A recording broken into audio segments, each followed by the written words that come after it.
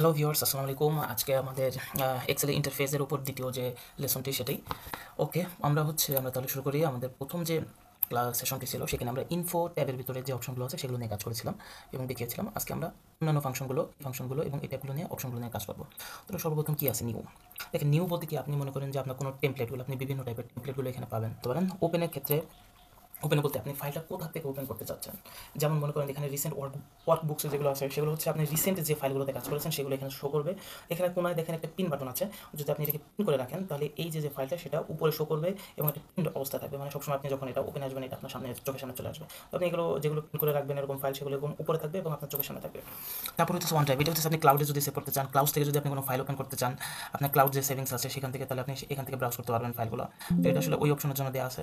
যেমন এখানে হচ্ছে আমার ক্লাউডে যেগুলো আছে সেখান থেকে শো করবে। তারপর হচ্ছে আপনি কম্পিউটারে যদি কোথাও থেকে খুলতে চান সেটা এখান থেকে শো করবে। আচ্ছা, তারপর হচ্ছে সেভ অপশন। সেভ অপশন তো আসলে আপনারা সবাই জানেন, সেভ মানে সেভ। এই যে এই যে বাটনটা কাজ, সেটাই একই জিনিস। আর সেভ এজ হচ্ছে আপনি আসলে কোথায় সেভ করতে চাচ্ছেন, ফাইলটাকে কোথায় সেভ করতে চাচ্ছেন, সেটা কি আপনি আপনার ক্লাউডে সেভ করতে চাচ্ছেন নাকি আপনার কম্পিউটার কোনো একটা লোকেশনে সেভ করতে চাচ্ছেন, সেটা আপনি এখান থেকে করতে পারবেন। তারপরে আসে export two WPS PDF. Export two WPS PDF এখন হচ্ছে আপনার মনে করেন একটা ওয়ার্ড বুকে কয়েকটা শিট আছে। একটা ওয়ার্ড বুকে কয়েকটা শিট আছে। যেমন এই যে একটা শিট, এই যে একটা শিট, এই যে একটা শিট, তিনটা শিট। এখন আপনি কাউকে পাঠাতে চাচ্ছেন, এখন পিডিএফ করে পাঠাতে চাচ্ছেন। এখন আপনি একটা শিট যদি করেন সেটা আপনি করতে পারেন, একটা শিট আপনি পিডিএফ করে পাঠাতে পারেন, অথবা আপনি যে আপনার যে তিনটে শিট আছে তিনটে শিট আপনি পিডিএফ করে পাঠাতে পারেন। যদি আপনি এরকম দেন স্টার্ট দেন তাহলে এটা সবাই তাহলে এটা আপনার এখানে যে এইভাবে শো করবে আর কি। আপনি একটা তিনটা শিট মিলে একটা পিডিএফ হয়ে যাবে, তখন আপনি এটা সেন্ড করতে পারবেন। তারপরে আসি হচ্ছে আমরা প্রিন্ট অপশনে। দেখেন, প্রিন্ট অপশনটা হইতেছে সবচেয়ে গুরুত্বপূর্ণ অপশন। এর ভিতরে অন্যতম গুরুত্বপূর্ণ অপশন আর কি। তো আপনি প্রথমে কি আছে, আপনার কপিস আছে, আপনি কত কপি প্রিন্ট করতে চাচ্ছেন সেটা এখানে দেওয়া আছে। এখানে আপনি ফ্যাক্সের মাধ্যমে আপনি যদি পিডিএফ করে পাঠাতে চান সেই অপশন আপনার দেওয়া আছে। এখানে অ্যাড প্রিন্টার থেকে আপনি প্রিন্টার অ্যাড করতে পারবেন, যেমন আমার এখন প্রিন্টার অ্যাড নাই। তো এখানে প্রিন্টার প্রপার্টিসগুলো আপনি, এই যে পেপার সাইজ কেমন হবে, তারপর নর্মাল হবে, ইমেজ কোয়ালিটি, ডিপিআই, ডটস পার ইঞ্চি। তো ডিপিআই যত আপনার বেশি হবে আপনার মানে প্রিন্টারের প্রিন্টারের যে প্রিন্টিং কোয়ালিটি সেটা তত বেশি ভালো হবে। এটা ডটস পার ইঞ্চি বোঝায়। তো এখান থেকে প্রিন্টারের প্রপার্টিসগুলো আছে। যদি আপনি অফিসে প্রিন্টার অ্যাড করেন তখন এই ক্ষেত্রে আপনি এই জিনিসগুলো নিয়ে কাজ করতে পারবেন। তারপর আসে হচ্ছে প্রিন্ট অ্যাক্টিভ শিটস। এখন মনে করেন আপনি কীভাবে প্রিন্ট, কতটুকু প্রিন্ট করতে চান, এটা হচ্ছে সেটার উপর। যেমন only print the active shits. এখন মনে করেন অ্যাক্টিভ শিটস বলতে কী বোঝায়, মনে করেন যে প্রিন্ট আমার এখানে ওভারভিউ করতেছে, যে শিটটার উপর আমার এই যে কার্সারটা আমি ওপেন করে রাখছি, আপনি কি এটাই হইতেছে আপনার কারেন্ট শিটস। এখন আপনি যদি ওই একটা শিটই করতে চান তাহলে সেটাই আপনার এখানে শো করবে। আপনি যদি ইন্টার ওয়ার্ডবুকটা প্রিন্ট করতে চান, ওয়ার্ডবুক বলতে কী বোঝায়, তিনটা শিট মিলিয়ে হচ্ছে একটা ওয়ার্ডবুক। আপনি যদি পুরোটা প্রিন্ট করতে চান তাহলে সেক্ষেত্রে আপনি যাবেন হচ্ছে প্রিন্ট দ্য ইন্টায়ার ওয়ার্ডবুক। তারপর হচ্ছে আপনি প্রিন্ট সিলেকশন। প্রিন্ট সিলেকশন বলতে কী বোঝায়, মনে করেন যে আপনি একটা পেজে অনেকখানি প্লেস আছে। এখন আপনি চাচ্ছেন যে শুধুমাত্র একটা নির্দিষ্ট অংশ প্রিন্ট করতে, তো আপনি কী করবেন, আপনি এখান থেকে মনে করেন যে আপনি শুধু এটুকু সিলেক্ট করতে চাচ্ছেন। তো আপনি এটুকু মনে করেন যে প্রথমে এইভাবে সিলেক্ট করলেন, সিলেক্ট করে ফাইলে যে প্রিন্টে আসলে দেখেন এখানে আপনি এখানে যে প্রিন্ট সিলেকশনে যদি দেন তাহলে আপনার শুধু ওইটুকু চলে আসতেছে। তো সেভাবে আপনি শুধুমাত্র ওই যতটুকু সিলেক্ট করছেন ততটুকু আপনি প্রিন্ট করতে পারবেন। তো এটা একটা অপশন গেল আপনার এখান থেকে। তারপর হচ্ছে প্রিন্টিংয়ে আরও আছে হচ্ছে কী কী, তারপর হচ্ছে কোল্যাটেড। এখন মনে করেন আপনার কাছে তিনটা পেজ আছে, এখন আপনি তিনটা পেজই 3 কপি করে আপনি প্রিন্ট করতে চাচ্ছেন। তো এখানে কোলেটেড বলতে কী বোঝায়, মনে করেন আপনার তিনটা পেজ আছে, ও কোলেটেডভাবে যদি আপনি প্রিন্ট করেন তাহলে প্রথম পেজ হবে, দ্বিতীয় পেজ হবে, তারপর তৃতীয় পেজ হবে, তারপর আবার প্রথম পেজ হবে, দ্বিতীয় পেজ হবে, তৃতীয় পেজ হবে। এভাবে আপনার তিনটা শিফটে আপনি যদি একটা পেজে তিনটা করে কপি করতে চান তাহলে এভাবে 1 2 3, আবার 1 2 3, আবার 1 2 3 এভাবে করে হবে। আর আপনি যদি বলেন যে না, আমি প্রথম যে আমার তিনটা যে পেজ আছে, তো প্রথম পেজটা প্রথমে 3 কপি, দ্বিতীয় পেজটা পরে 3 কপি, তৃতীয় পেজটা পরে 3 কপি, সেটা হচ্ছে আনকোলেটেড। ঠিক আছে, এই যে দেখলে আপনি বুঝতে পারবেন যে প্রথমে 3টা হয়ে যাবে, তারপর দ্বিতীয় পেজটা 3বার হবে, তারপর তৃতীয় পেজটা 3বার হবে। তারপর হচ্ছে ল্যান্ডস্কেপ ওরিয়েন্টেশন। এটা তো আপনার সবাই মোটামুটি বোঝেন যে এই যে লম্বালম্বিভাবে, একটা হচ্ছে আপনার এইভাবে আড়াআড়িভাবে। তারপর হচ্ছে আপনার লেটার অপশনগুলো, এখান থেকে আপনি কীভাবে লেটার করবেন, এখান থেকে আপনি অন্যান্য আরও পেপার সাইজ আপনি নিতে পারবেন। এখানে মার্জিন, সেটার ফুটার নিয়ে কাজ করবো, কাজের অপশন আছে দেখেন। আপনি পেপার সাইজ ঠিক করতে পারেন, তারপর প্রিন্ট কোয়ালিটি আপনি এখান থেকে ঠিক করতে পারেন, এবং এটা হইতেছে ফার্স্ট পেজ নাম্বার অটো এভাবে দিতে পারেন। এখানে অপশনে আর তেমন কিছু না, ওই আগে জিনিসগুলোই আছে। তারপর হচ্ছে মার্জিন, আপনি এখান থেকে মার্জিনটা ঠিক করতে পারবেন। মার্জিনটা আপনি এখানে মার্জিনের অপশনগুলো আছে, আপনি এখানে বাড়াতে কমাতে পারবেন আপনার যেভাবে বটমে বা টপে আপনি কতটুকু জায়গা রাখতে চাচ্ছেন সেটার উপর ডিপেন্ড করে আপনি এখান থেকে আপনার মার্জিনটা ঠিক করতে পারবেন। তারপরে এখানে আছে সেন্টার অন হোম পেজ। দেখেন হরিজেন্টালি যদি আমি দিই তাহলে আমার পেজটা একটু হরিজেন্টালি লম্বালম্বিভাবে সেন্টার অবস্থান করবে। আর যদি আমি এখানে ভার্টিক্যালি দিই এবং হরিজেন্টালি দুটোই সিলেক্ট করি তাহলে হইতেছে ও আমার একদম আড়াআড়িভাবেও মাঝখানে থাকবে, লম্বালম্বিভাবেও মাঝখানে থাকবে। এটা হচ্ছে মূলত এটাই বোঝায়। পরে দেখেন এরপরে যেটা আছে সেটা হচ্ছে হেডার অ্যান্ড ফুটার। তো হেডার অ্যান্ড ফুটার কাজ আমরা এখান থেকে করবো না। আমি বলবো যে হেডার অ্যান্ড ফুটার কাজ এখান থেকে না করতে এটার অপশন আমি দেখাচ্ছি আপনাদের। এটার অপশন এই যে আমরা ভিউতে যাব, ভিউতে যে পেজ লেআউটে যাব, পেজ লেআউটে যখন যাব তখন হচ্ছে আমাদের এখানে এই যে হেডার অ্যান্ড ফুটার এখান থেকে শো করবে। দেখেন এখানে ভিউতে, এখানে আসলে ভিউতে যে পেজ লেআউটে চাপ দিলে আপনার এই উপরে পেজের উপরে এখানে এরকম চলে আসবে। তো এখান থেকে আমরা কাজ করবো। এর উপর আমি একটা আলাদা ভিডিও করবো, আপনারা সেখান থেকে দেখে নিতে পারবেন। এখানে বেশ কিছু বোঝানো কাজ আছে, আসলে এটা করতে গেলে একটু লম্বা সময় লাগবে। আচ্ছা ঠিক আছে, তাহলে আমরা পরের ফাংশনে যাই। সেটা হচ্ছে তারপর হচ্ছে এখান থেকে আমরা হচ্ছে হেডার অ্যান্ড ফুটার, পরে হচ্ছে শিট। শিট হচ্ছে আমাদের যে প্রিন্ট এরিয়া, যেটা আমরা আগে দেখিয়েছিলাম। ওইখান থেকে আপনি সিলেক্ট করে বা রো সিলেক্ট করে বা কলামগুলো সিলেক্ট করে আপনি এখান থেকে আবার প্রিন্ট এরিয়াটা ঠিক করতে পারবেন। এটা আসলে পূর্বে ওইখান থেকে করা যায়। এখন প্রিন্টের ক্ষেত্রে দেখা যাচ্ছে যে গ্রিড লাইন্স। গ্রিড লাইন্স বলতে কি, গ্রিড লাইন্স দিলে আপনার পিছনে এখানে এরকম পিছনে দাগ দেখাবে, গ্রিডের মতো একটা দাগ দেখাবে। তো এটা আপনার যদি ভালো লাগে তাহলে আপনি দিবেন, নাহলে না দেওয়ার দরকার নেই। তারপর হচ্ছে ব্ল্যাক অ্যান্ড হোয়াইট হলে আপনার প্রিন্ট হবে ব্ল্যাক অ্যান্ড হোয়াইটে, এবং ব্যাকগ্রাউন্ডটা আপনার একদম ব্ল্যাক অ্যান্ড হোয়াইট হয়ে যাবে। তারপর হচ্ছে আমাদের ড্রাফট কোয়ালিটি। ড্রাফট কোয়ালিটিতে আমাদের কী আছে, ড্রাফট কোয়ালিটি হচ্ছে আমাদের এই যে একটা খসড়া একটা ভিউ দেবে একদম সাদা কালো। তো এটা আসলে আপনাদের ইসের উপর নির্ভর করবে, আপনারা এগুলো একটু চেক করে নিলে আপনারা বুঝতে পারবেন জিনিসগুলো। তারপর হচ্ছে রো অ্যান্ড কলাম হেডিংস হচ্ছে আমাদের হেডিংস যে থাকে, যে এবিসিডি নামগুলো থাকে এই যে, সেগুলো আমাদের এখানে শো করবে। তো এটা আসলে আপনাদের কাস্টমাইজেশনের উপর এটা নির্ভর করতেছে। এবং এটা হচ্ছে পেজ অর্ডার, পেজটা কীভাবে down then over, over then down, এটা আসলে যেভাবে ডিফল্ট সিস্টেম যেভাবে থাকে কীভাবে থাকে ভালো, তাহলে আমাদের কাজ করতে সুবিধা হবে বেশি। তারপর হচ্ছে কমেন্টস, যদি আপনার কমেন্টস থাকে আপনি কমেন্টসগুলো শীটের শেষে অথবা শীটের উপরে শো করার অপশনগুলো এখান থেকে চুজ করতে পারবেন। সেল এরোর্স, আর যদি আপনার সেলে কোনো এরোর থাকে, যে আপনার কাজ করতে যে কোনো সেলের ভিতর কোনো সেল ফাঁকা দেখাচ্ছে বা এরোর হয়েছে, হ্যাশ হ্যাশ যেখানে চিহ্নগুলো থাকে, তো সেগুলো আপনি ব্ল্যাঙ্ক চাইলে ব্ল্যাঙ্ক দেখাতে পারেন, অথবা না চাইলে না দেখাতে পারেন। তো এই অপশনগুলো আসলে মোটামুটি মাঝে মাঝে কাজে লাগে। তো সেক্ষেত্রে আসলে এগুলো। তো তারপর হচ্ছে এটা শেষ হয়ে গেলো আমাদের। তারপরে আসে হচ্ছে ফিটশিট টু ওয়ান পেজ। এখন ফিটশিট টু ওয়ান পেজটা আসলে কেমন, মনে করেন যে আপনি যদি চান যে আপনার এক্সেল ফাইলটা অনেক সময় কেটে যায়, যে যেমন আমার এই পাশটা কেটে গেলো, স্কেলিং থাকলে বাম পাশে কলামগুলো কেটে গেলো। এখন আপনি যদি চান যে না, আমার সব কিছু আমি একটা পেজের ভিতরেই ফিট করে রাখবো, তাহলে ফিটশিট টু ওয়ান পেজ দিলে আপনার এখানে পুরো একটা পেজের ভিতরে ওটা কাজ হয়ে যাচ্ছে। তারপর আপনি যদি মনে করেন যে আমার না, আমার শুধু কলামগুলোই এক পেজে থাকলে হবে, রোজ যদি একাধিক পেজে যায় তাতেও সমস্যা নেই, তো সেক্ষেত্রে অল কলামস দিয়ে আপনি কাজটা করতে পারেন। যদি আমার এখানে রো কম আছে, রো বেশি হলে এভাবে সে নিচে চলে যেত। তারপর হচ্ছে fit all rows in one page, এক্ষেত্রে হচ্ছে আপনার রোগুলো এক পেজে আসবে, কিন্তু দেখেন আপনার কলম আবার অন্য পেজে চলে যাচ্ছে। এগুলো আসলে আপনি একটু কাজ করলে, একটু ঘাটাঘাটি করলে আপনি জিনিসগুলো বুঝতে পারবেন। তারপর এখানে স্কেলিং অপশনস আছে, ম্যানুয়ালি করতে পারেন। যেমন আপনি যদি চান পেজের 80% অকুপাই করে থাকবে, তাহলে এভাবে দিলেন, পেজের 80% সে অকুপাই করে রাখবে আর কি। তো এই জিনিসগুলো ভালো। ফিট টু ওয়ান পেজে সেখানে তো আপনার দেখলে পেপার সাইজ, ডিপিআই, আচ্ছা ঠিক আছে। তারপর মার্জিনের বিষয়টা তো আমরা দেখিয়েছি, হেডার ফুটার শিট এগুলো নিয়েও তো আমরা দেখিয়েছি। সো এখানে তেমন নতুন কিছু নাই। আচ্ছা, কাস্টম স্কেলিং, তো এখানে আমাদের প্রিন্টের অপশনটা শেষ হয়ে গেল। তারপর হচ্ছে শেয়ার।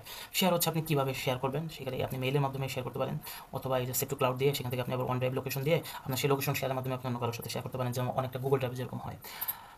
এক্সপোর্টও হইতেছে আপনার, এক্সপোর্ট যদি আপনি কাউকে পাঠাতে চান, এই ফাইলটা আপনি কাউকে পাঠাতে চান, তাহলে অবশ্যই আপনাকে প্রথমে এটি কী করতে হবে, ডকুমেন্টটাকে একটা পিডিএফ আকারে আপনি সেন্ড করতে চান, তো সেটা আপনি করতে পারবেন। যেমন আপনার ডকুমেন্টটাকে এখন এরকম দিলে পিডিএফ আকারে হয়ে যাবে, যেটা সেভেজের মতো আর কি। তো এখানে আসলে তেমন আর কিছু নয়, ক্লোজ দিলে তো ক্লোজ। অ্যাকাউন্টে আপনি এখান থেকে অ্যাক্টিভেশন ক্রিয়েট করতে পারবেন, কাজ করতে পারবেন। এবং অপশন যে ফাইলটা আছে, যে ট্যাবটা আছে, আসলে এখানে অনেক কাজের জিনিস আছে, অনেক কাজের। এখানে এই টুলসটা খুললে প্রথমে যে অপশনটা আছে সেটা হচ্ছে জেনারেল। এখন জেনারেলের ভিতর কী কী আছে, যেমন প্রথমটাই হচ্ছে show mini toolbar on selection. এটা আসলে কী? আচ্ছা, আমরা যদি কোনো একটা টেক্সট এরকম সিলেক্ট করি, দেখেন ঠিক তার উপরে একটা ছোট্ট একটা টুলবার দেখাচ্ছে। এখন যদি আমরা চাই যে এই টুলবারটা শো করবে না, তাহলে হচ্ছে আমরা এটা আনচেক করে দিব। যদি আমরা এটা আনচেক করে দিই এবং ওকেতে ক্লিক করি, এরপর যদি আমরা এটা সিলেক্ট করি, তাহলে দেখেন এখন আর উপরে সে মিনি টুলবারটা শো করছে না। তো এটা আসলে থাকলেই ভালো, এটা বেশিরভাগ মানুষেরই আরও সহজে কাজ লাগে, কারণ সহজে হাতের কাছে টুলগুলো পাওয়া যায়। তো আমরা এটা চেক দিয়ে রাখবো।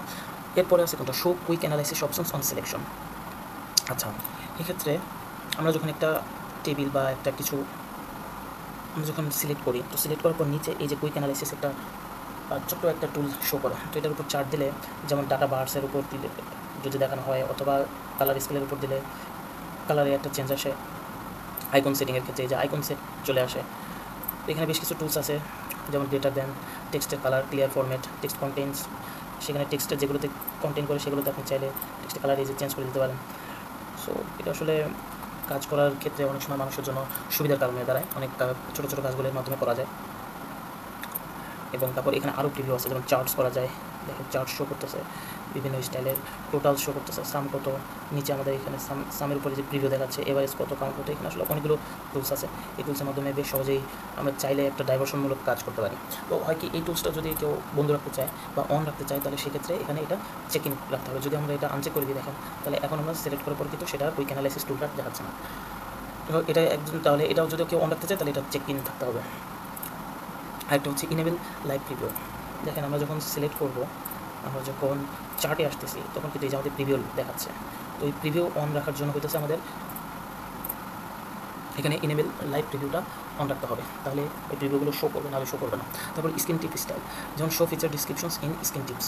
এটা আসলে কি দেখেন, আমরা স্ক্রিনের উপর যখন এটার উপর করতেছি, হোভার করতেছি, তখন এখানে আমাদের কিছু ইনফরমেশন শো করতেছে ওই ট্যাব সম্পর্কে, ওই রিবনের ওই ট্যাব সম্পর্কে। তো এটা যদি কেউ বন্ধ করতে চায় বা চালু রাখতে চায়, তাহলে সেক্ষেত্রে show feature description screen tips এটা দিয়ে রাখতে হবে। যদি ডোন্ট শোতে দিয়ে রাখে, তাহলে সেক্ষেত্রে কিন্তু এটা শো করবে না, সেখানে কিন্তু এটা শো করছে না। তো এটা শো করার জন্য আমরা এটা কী করবো, এটা আমরা শো ফিচার দিয়ে রাখবো। আর যদি আমরা ডোন্ট শো স্ক্রিন টিপস দিয়ে দিই, তাহলে সেক্ষেত্রে হচ্ছে একদম কিছুই শো করবে না। তো এই ক্ষেত্রে বেটার হয় যে আমরা এটা আসলে শোটাই দিয়ে রাখবো, শো ফিচার দিয়ে রাখবো। তারপর হচ্ছে হোয়েন ক্রিয়েটিং নিউ ওয়ার্কবুকস, এখন দেখেন use this as the default font. আমরা যদি লেখার ফন্টটা একটা অন্যরকম ফন্টে দিয়ে রাখতে চাই, সেটা আমরা এখান থেকে দিয়ে রাখতে পারবো। যেমন আমাদের এখন এরিয়াল দেওয়া আছে, এখন আমরা যদি এখানে কিছু একটা লিখি, আমাদের এরিয়ালে লেখা হচ্ছে, কিন্তু আমরা যদি চাই যে না আমাদের ফন্টটা আমরা যখনই লিখবো আমাদের অন্য একটা ফন্ট দিয়ে লিখবো, সেটা সাইজ একটু বড় হবে, তাহলে সেটা আমরা এখান থেকে চেঞ্জ করতে পারি। যেমন আমরা যদি এখানে ব্যাঙ্ক শিফট দিই এবং ফন্টের সাইজ যদি বাড়িয়ে 18 দিই, তাহলে সেক্ষেত্রে কী আসবে। আচ্ছা, এই ক্ষেত্রে আমাদের ফাইলটা আসলে বন্ধ করে তারপর কাজ করতে হবে। আমি সেভ দিলাম। আচ্ছা, এখন যদি আমরা একটা ওয়ার্ড বুক খুলি, তাহলে দেখেন আমাদের কিন্তু ফন্ট এখন চেঞ্জ হয়ে গেছে, আমাদের কিন্তু লেখা এখন চেঞ্জ হয়ে গেছে। সো এটা আসলে যদি কেউ চেঞ্জ করতে চায়, তাহলে সেক্ষেত্রে সেটা চেঞ্জ করতে পারবে। তো এটা আমরা নর্মাল এরিয়াতে দিয়ে রাখি, এটা 12 দিয়ে রাখি।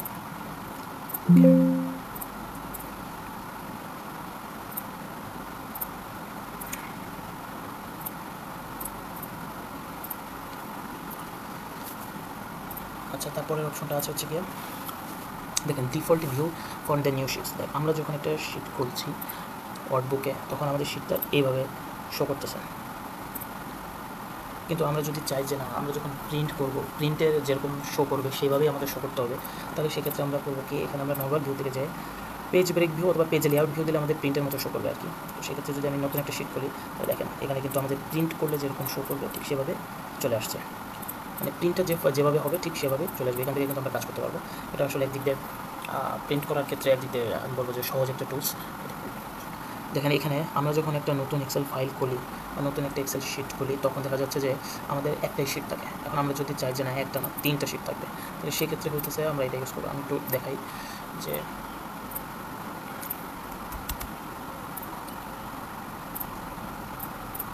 দেখেন এক্ষেত্রে কিন্তু আমাদের একটা শিট ওপেন হয়েছে, কিন্তু আমরা যদি চাই যে না এখানে 3টা শিট ওপেন থাকবে সবসময়, তো সেই ক্ষেত্রে হচ্ছে কি আমরা যদি এখানে একাধিক দিয়ে দিই বা 3টা দিয়ে দিই, 3টা দিয়ে ওকে দিয়ে দিই, তাহলে সেক্ষেত্রে হচ্ছে